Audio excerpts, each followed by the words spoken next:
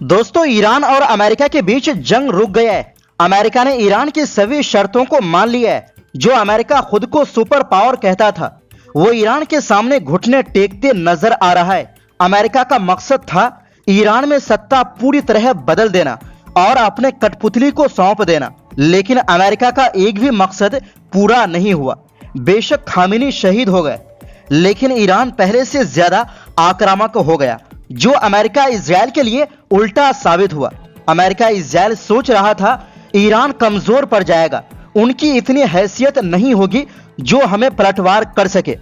बहुत जल्दी Iran surrender कर देगा, लेकिन लगातार 40 दिन तक ईरान ने जो जवाबी कार्रवाई की और पूरी दुनिया को हैरान कर दिया, क्योंकि इसका मुकाबला कोई छोटे मोटे देश से नहीं बल्कि अमेरिका इजराइल से था, जो दुनिया के सबसे एडवांस टेक्नोलॉजी रखती है। लेकिन ईरान ने इसे कचूमर बना दिया। दोस्तों, दुनिया ने राहत की सांस ली जब अमेरिकी राष्ट्रपति डोनाल्ड ट्रंप ने ऐलान किया कि ईरान के साथ 2 हफ्ते का सीज फायर तय हो गया है।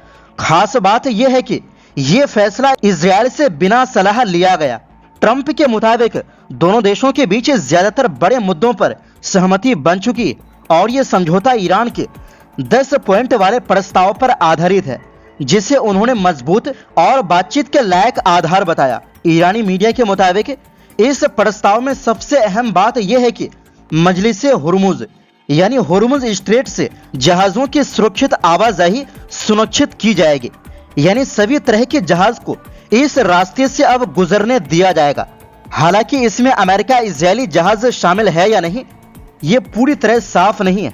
इसके साथ ही ईरान ने अपनी कई बड़ी मांगे रखी, जैसे सभी तरह के अमेरिकी और अंतर्राष्ट्रीय प्रतिबंध हटाए जाएं, युद्ध में तबाह हुए इंफ्रास्ट्रक्चर को दोबारा बनाया जाए और इसका हर्जाना देना, और पूरे मिडिल ईस्ट में चल रही सैन्य कार्रवाई रोकी जाए। मतलब जिस रात को ट्रंप ने ईरान की सभ्यता खत्म करने की धमकी दी, उस समय खुद ईरान के सामने ट्रंप सरेंडर कर रहा था, उनकी शर्त मानने को मजबूर हो रहा था। ईरान ने 40 दिनों तक चले युद्ध के बाद एक बड़ा और जोरदार दावा किया है।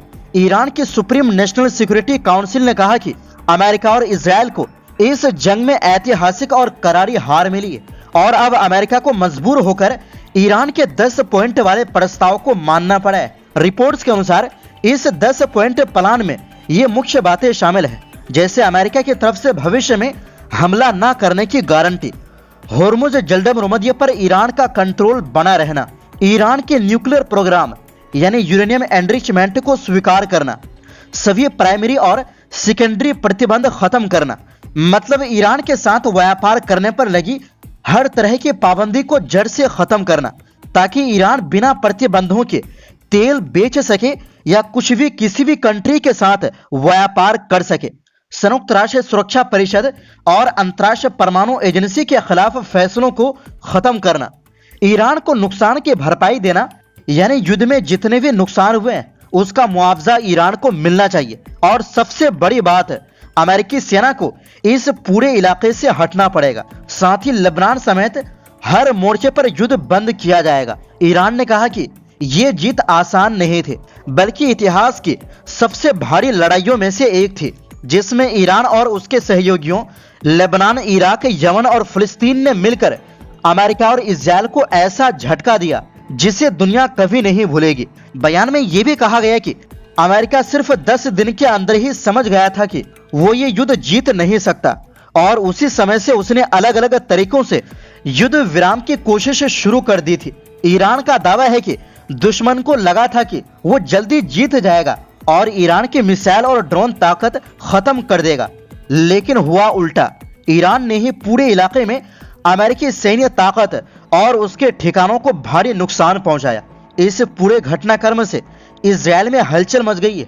वहां के नेताओं को इस समझौते की जानकारी बाद में मिली, जिससे नाराजगी और हैरानी दोनों देखने को मिल रही है। इजराइल की तरफ से कहा गया है कि वो भी इस समझौते के लिए राजी है, लेकिन लेबनान को लेकर उन्होंने कहा इस समझौते में लेबनान शामिल नहीं है, मतलब इजराइल लेबनान पर हमला करता रहेगा। यानी इजराइल पूरी तरह इस समझौते को लेकर ठगा हुआ महसूस कर रहा है, और इजराइल में लोग हैरान और परेशान हैं, और यहूदी लोग मायूसी में हैं, क्योंकि इजराइल मिडिल ईस्ट का नक्शा बदलना चाहता था, लेकिन खुद का विनाश कर बैठा। न्यूयॉर्क टाइम्स की रिपोर्ट के मुताबिक ये प्रस्ताव पाकिस्तान के जरिए अमेरिका तक पहुंचाया गया और इसे एक पूरी रोड मैप माना जा रहा है जो इस जंग को हमेशा के लिए खत्म कर सकता है। इसमें यह भी कहा गया है कि ईरान होर्मुज को दोबारा खोलेगा, लेकिन हर गुजरने वाले जहाज से करीब $2 मिलियन यानी $20 लाख फीस ली जाएगी, जिसे ईरान और ओमान आपस में बांटेंगे। इसी पैसे से ईरान अपने तबाह हुए इलाकों का पुनर्निर्माण करेगा। मतलब ईरान बहुत चालाकी से काम कर रहा है, क्योंकि होर्मुज के रास्ते से जो जहाज से टैक्स वसूला जाएगा वो पैसा ओमान के साथ भी शेयर करेगा, जो अरब देश है। अब अगर आसान भाषा में समझे तो इस पूरे मामले में ईरान ने साफ मैसेज दिया है, पहले हम पर दबाव डालकर युद्ध शुरू किया गया, अब शांति चाहिए तो हमारी शर्तें माननी होगी। और इसी वजह से सोशल मीडिया और कई लोगों के नजरिए में ये बात तेजी से फैल रही है कि इस डील में ईरान कमजोर नहीं बल्कि मजबूत पोजीशन में दिख रहा है। यानी एक तरह से कहा जा रहा है गेम पलट गया, ईरान भारी पड़ गया। हालांकि असली सच्चाई यह है कि यह सिर्फ एक अस्थायी युद्ध विराम है, अभी फाइनल डील बाकी है। लेकिन इतना जरूर है कि जिस तरह से शर्तें सामने आई है उससे साफ लगता है कि ईरान ने इस लड़ाई में अपना दबाव बनाकर रखा और अब बातचीत भी अपनी शर्तों पर करवाने की कोशिश कर रहा है। आखिर में ईरान ने अपने लोगों को बधाई देते हुए कहा, यह सिर्फ एक जीत नहीं बल्कि इतिहास में दर्ज होने वाली बड़ी जीत है। लेकिन साथ ही चेतावनी भी दी, हमारी उंगली अभी भी ट्रिगर पर है। मतलब अगर फिर से हमला हुआ तो ईरान पीछे नहीं हटेगा। वहीं अमेरिका, इजराइल और ईरान के बीच 2 हफ्ते के सीज फायर की खबर सामने आते ही ईरान की राजधानी तेहरान में जश्न का माहौल बन गया है। बुधवार सुबह बड़ी संख्या में लोग सड़कों पर उतर आए और खुशी जाहिर की। लोगों ने ईरान के झंडे लहराए और जश्न मनाया। कई लोग हाथों में पोस्टर और तस्वीरें लिए हुए थे। जश्न के दौरान लोगों ने ईरान के पूर्व supreme leader Ayatollah Ali Khamenei की तस्वीरें भी उठाई। खामेनी की मौत जंग के पहले दिन 28 फरवरी को अमेरिका इजराइल के हमले में हुई थी। लगातार 40 दिन तक चले तनाव और हमलों के बाद सीज फायर की खबर से लोगों में राहत और उत्साह का माहौल है। ईरान के विदेश मंत्री अब्बास अरागची ने पाकिस्तान के प्रधानमंत्री और फील्ड मार्शल को युद्ध विराम के प्रयासों के लिए धन्यवाद दिया है। अब्बास अरागची ने सोशल मीडिया प्लेटफॉर्म एक्स पर बयान जारी किया। उन्होंने कहा, ईरान की ओर से मैं अपने प्यारे भाइयों पाकिस्तान के प्रधानमंत्री शहबाज शरीफ और फील्ड मार्शल मुनीर का युद्ध खत्म करने के प्रयासों के लिए धन्यवाद अदा करता हूं। प्रधानमंत्री शरीफ ने भाईचारे की अपील की। वहीं खबर है कि अमेरिका और ईरान के बीच सीज फायर के ऐलान के बाद वैश्विक बाजारों में राहत देखने को मिली है। तेल की कीमतों में तेज गिरावट आई है।